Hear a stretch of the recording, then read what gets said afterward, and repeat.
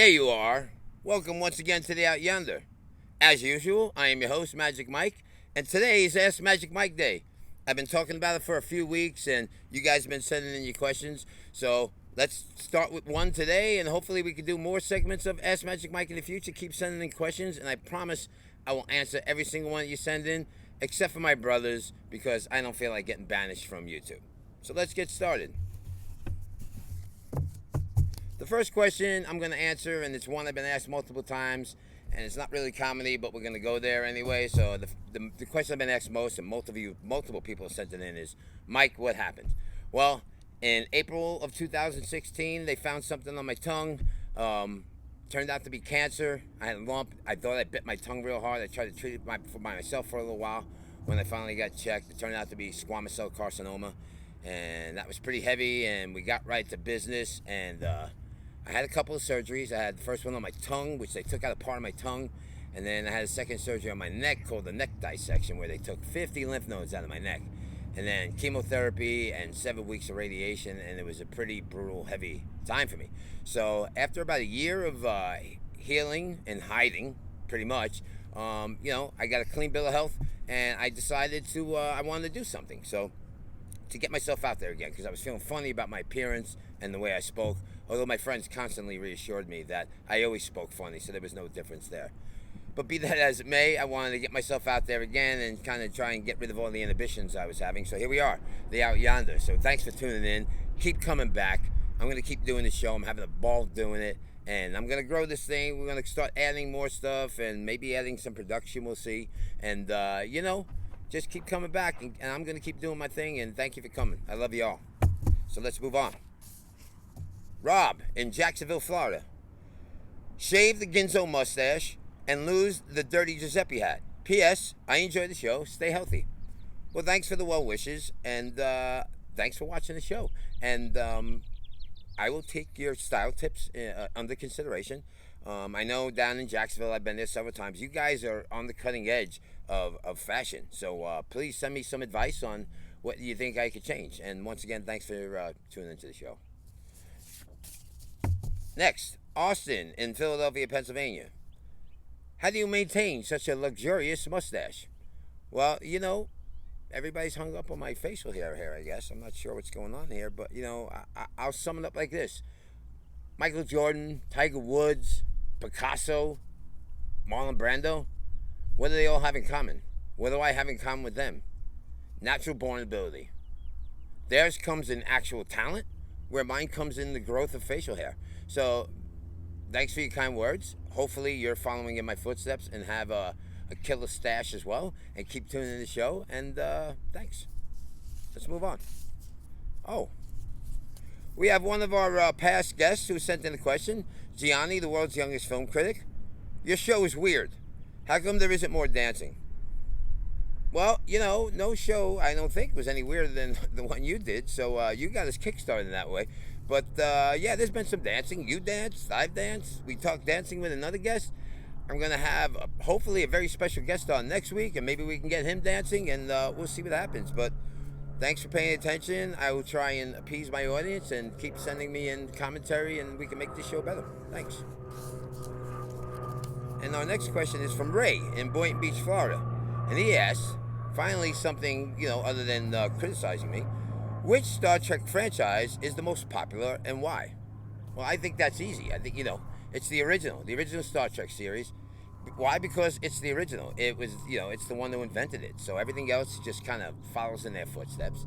But not only that, of all the movies, they have the best movie, the original series cast, with The Wrath of Khan. It's not only one of their best movies, but it might be one of the best sci-fi movies of all time. And they were on the cutting edge of a lot of things, like interracial kissing. Everybody thinks, I think they said the first kiss in interracial kiss in TV history was of Kirk and Uhuru, but actually the season before he kissed an Asian woman, and that was the first interracial kiss on TV. And then Uhuru was the next season, and then he went on to kiss blue women and green women, and he was he's the original Lothario. He was on the cutting edge of all that stuff. And then they did all sorts of other cool stuff, like Tribbles and, Romulan Ale. And, but one of my favorite moments was, was the Space Hippies. Space Hippies were awesome, and I forget the name of the show, but they had all those instruments and they were, playing those crazy songs. I think it was called The Way to Eden, and I think you can find it on YouTube. So check that out. That is awesome. But I think my most favorite moment from the original series is a sweaty, shirtless Sulu tripping balls, running around the Enterprise fencing. Totally blazed out of his head. I don't know what was going on there, but that was awesome. The original series was awesome. Everything else pales in comparison. And yeah, I hope I answered your question. But thanks for sending that one in. And let's see what else we got here. Vito in Chatsworth, California. Who is on your Mount Rushmore of professional wrestling? Well, I thought about this one for a while, and I thought it was going to be hard, and it actually turned out to be pretty easy. Because there's a lot of guys I thought about, and there's a lot of honorable mentions. Guys like The Undertaker and The Rock. And Ric Flair, who, a lot of people might get upset with me on that one. He's not on the Mount Rushmore, and that's just because I always felt like he was great in his area, but, he always played second fiddle to the WWF. The WWF never needed him. He always needed the WWF. That's the way I see it. But on the Mount Rushmore, I mean, let's go from bottom to top. I think, Stone Cold Steve Austin goes up there. The WWF was dying, and he really reinvigorated it and blew it up to the point where it's at now, and it became this huge thing. And I think it was almost dead. And his style, that cutting edge style that he brought to them, changed the game for them. And so he goes up there because of that. There's a lot of other guys, like I mentioned, The Rock, but The Rock kind of following his footsteps there, and after he got the thing going again. And then Randy Macho Man Savage. This guy was the whole package. He was an entertainer. He was a great technical wrestler. He crossed over. He was a tremendous personality, a tremendous athlete. He was actually a professional baseball player too. And this guy was the whole package, and he belongs up there.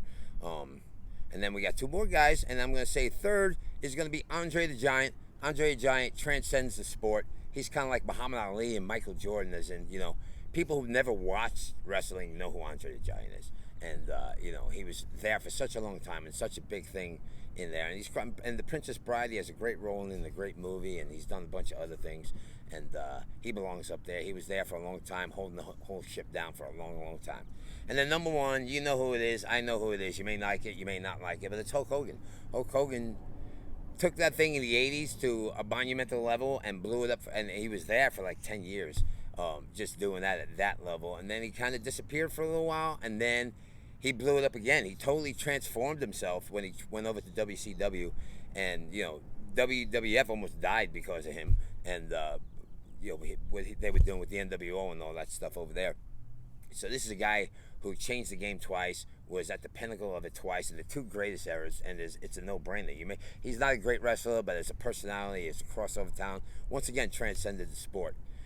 Everybody knows who Hulk Hogan is. Everybody in the world knows who Hulk Hogan is. They always talked about Muhammad Ali that way. If you went anywhere in the world, in the middle of Australia, in the middle of Africa, and you mentioned Muhammad Ali, they know who he is. Same thing with Hulk Hogan. Everybody in the world, everywhere, knows who Hulk Hogan is. So that's my opinion, like it or not. I hope most of you agree with me. And then, let's see. We have Mike from the Goodfellas, Eclectic Podcast. It's a good podcast. You guys should tune into it. I tune into it. Thanks for tuning in, Mike. And let's see what you got here. Do you feel Hollywood has been emasculated? Why or why not? No, I don't think it's been emasculated at all. If anything, I think it's been hyper-emasculated. The only difference is like we're including women in there now. And, women always complained in the past about action movies and bad behavior movies while they were relegated to, like, fried green tomatoes. And they never wanted to go to the movies with us because that's all we wanted to see. We wanted to see movies like, Animal House or Top Gun, and they never really liked those kind of movies. But all that's happened now is that they're included in it. So the women weren't really upset about action movies and bad behavior movies. But what they were really upset about is they just wanted the opportunity to show that they too were capable of being aggressive, violent, oversexed, vulgar, obnoxious a-holes, just like men. So congratulations, ladies. You've done it. Yeah, that one will go over well with the audience, I'm sure. And then, last but not least, because we've gone pretty long here, I'm going to do this one last, and we'll save the other ones for another time, is Camilla in Landers, California. And she asks, if you could know the absolute truth to a question, what would you ask? Well, that's an easy question for me. It's very simple. It's very pure. Why the hell am I not famous yet? What am I sitting out here for doing this? Well, hopefully I will get my opportunity from this, and probably I will never get my opportunity from this. But that is the question I would most like to know the answer to, and thanks everybody for tuning in. Hope you had some fun with my question and answers today. Tune in next week. It's going to be a good one, I promise you. And, oh yeah, I forgot to promote the show. So once again, if you'd like to be a guest or ask more questions, toyWM@gmail.com, and click on this handsome guy right here to subscribe. Thanks again for tuning in. I'm happy to be here. I hope you are too, and we'll see you soon.